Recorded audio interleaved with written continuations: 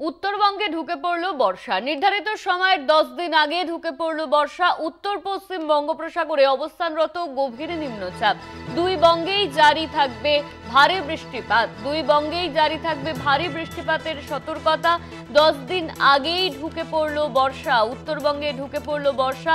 নির্ধারিত সময়ের 10 দিন আগেই বর্ষা ঢুকে পড়ল। উত্তর পশ্চিম বঙ্গোপসাগরে অবস্থানরত গভীর নিম্নচাপ। দুই বঙ্গেই জারি থাকবে ভারী বৃষ্টিপাত।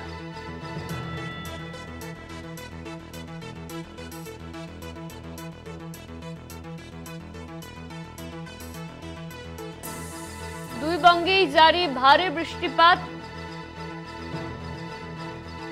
উত্তরবঙ্গে ঢুকে পড়ল বৃষ্টি। নির্ধারিত সময়ের 10 দিন আগেই ঢুকে পড়ল বর্ষা। উত্তর পশ্চিম বঙ্গোপসাগরে অবস্থানরত গভীর নিম্নচাপ। দুই বঙ্গেই জারি থাকবে ভারী বৃষ্টিপাতের সতর্কতা। দুই বঙ্গে জারি থাকবে ভারী বৃষ্টির সতর্কতা।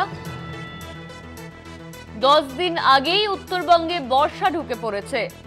হাওয়া অফিস সূত্রে যে খবর, 10 দিন আগেই উত্তরবঙ্গে ঢুকে পড়ল বর্ষা। ভারী বৃষ্টিপাত। দুই বঙ্গে জারি থাকবে ভারী বৃষ্টিপাত।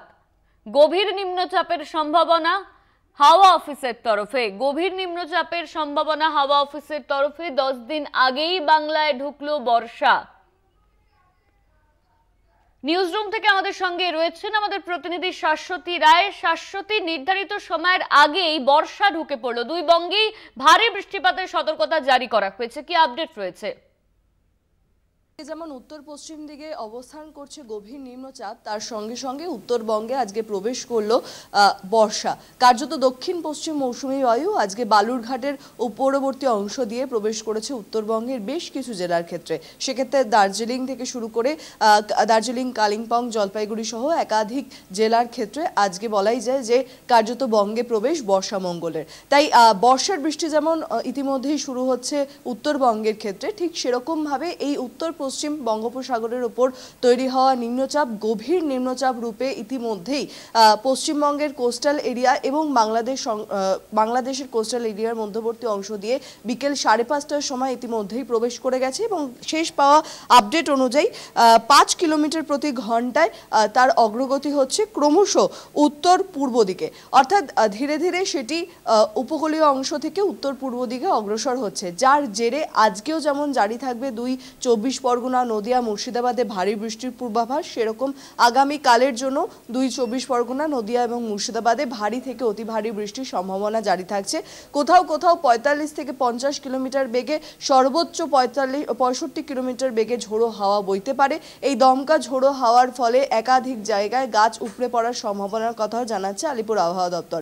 ইতিমধ্যেই 30 তারিখ পর্যন্ত জারি রয়েছে সমুদ্রে মৎস্যজীবীদের যেতে নিষেধাজ্ঞা। সেক্ষেত্রে যেমনটা হাওয়া অফিসের তরফ থেকে জানানো হচ্ছে যে এই নিম্নচাপের ফলে আগামী 1 তারিখ পর্যন্ত দক্ষিণবঙ্গের ক্ষেত্রে বৃষ্টি জারি থাকবে।